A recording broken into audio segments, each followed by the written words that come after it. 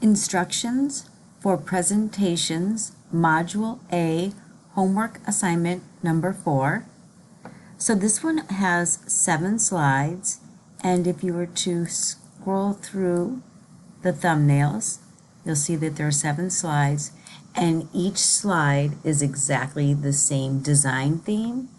If you went into design and selected a different design theme, all of them change to that new design. If you click another one, it changes. You can also come over here and choose the variants. If you like the theme but just want to change the color layout, you could do that as well. And notice it changes all 7 slides.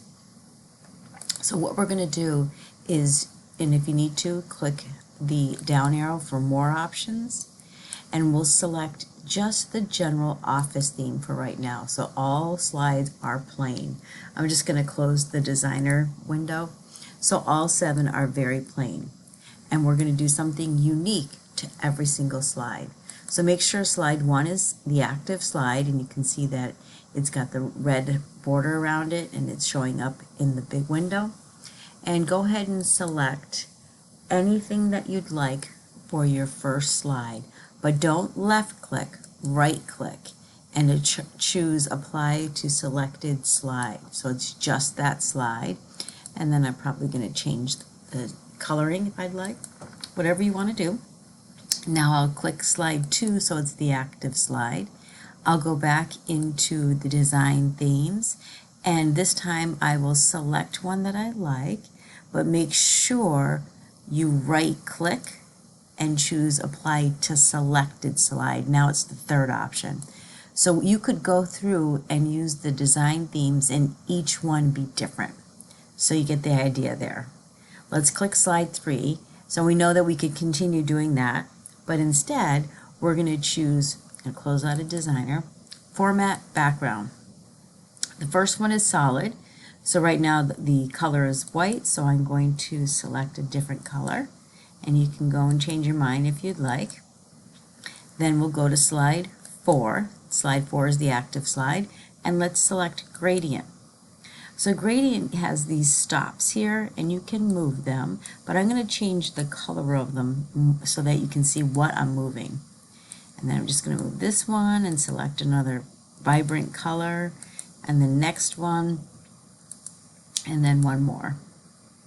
Any color you'd like.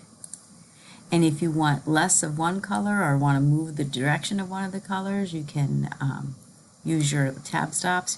You could add more tab stops or gradient stops or delete. Right now it's linear, so it's showing straight lines. You can choose radial, so it's like circles, rectangular, or path, my favorite. Now if you wanted to switch it out so that the purple's on the end, and then the yellow is in the middle, you can adjust it to any way you'd like.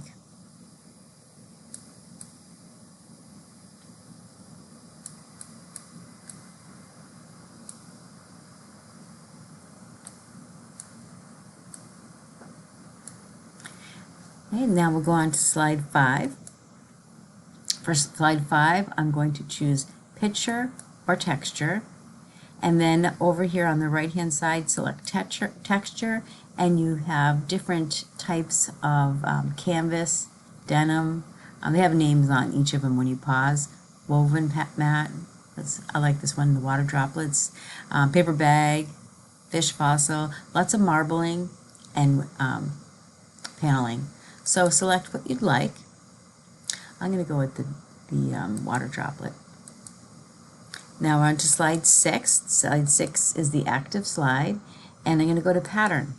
So you can choose whether you want polka dots, or they just call them dotted, or the diagonal stripes, or this one is large confetti. You can select anything you like, and you can also change the foreground and the background if you want it to have different colors. The only thing is you can't make these larger. So you can change your mind and move them around, whatever you'd like. And the last one, slide 7. So what we're going to do here is go back to picture or texture, but this time I'm going to go to insert and choose Picture Online. And because it's a moving clip art, what do I want to have the icon moving across the screen walking? I'm going to type in Sandy Beach. And you can select anything you like.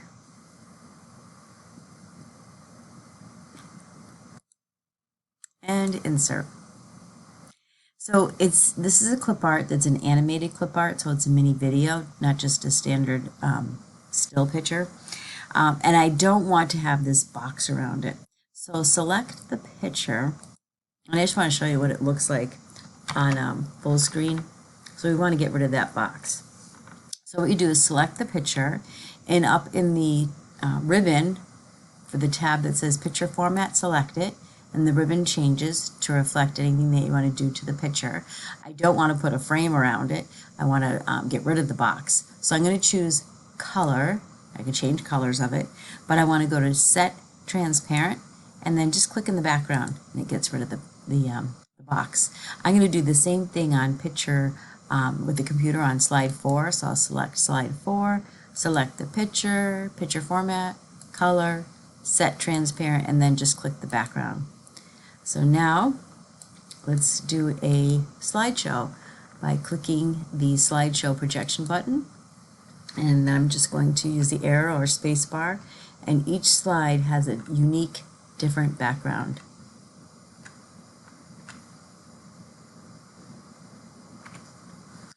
What you can do for the rest of this document is go to each slide and choose a transition that's unique and different for each one. Now, if I were to select Split, and what did it do? I'm not sure. I could click Preview. I can, if this, sometimes you'll see that certain shapes or transitions, this would be faded out, meaning there are no other options. But if it remains, then you usually have some different options. So you can select what you'd like, and then maybe change the duration so it's not so fast. Now let's preview it. So if I keep it here at random bars, the last one that I select is the one that stays. Now I could click Apply to All, but I want each slide to have a different transition. So I put a transition on slide 1, so now I'll go to slide 2, and again I'll pick something else. I can do the shape, and do I want it to be a plus sign, a diamond? You can select whatever you want, increase the duration, preview it. If you're happy with it, go to the next one. So I have the star showing that it's got a transition. So keep doing that for each of them. And remember, you have subtle, exciting, and dynamic. So there's lots to choose from. So gallery, and you can pick, you want it from the left or right. Now if you decide to change your mind, whatever you click now will be the new transition. And if I want to increase the duration, but then I change my mind, maybe I want cube, so that's the new one. And then I'll go to the next slide.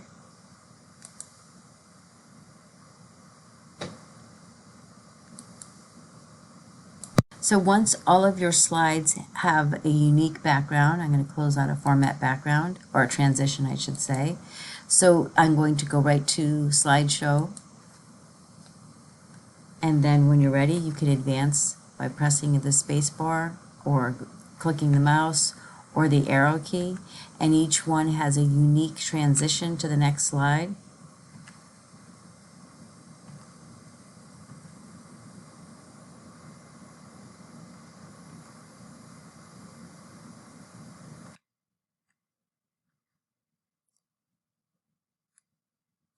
They all have the star, which indicates that there's a transition.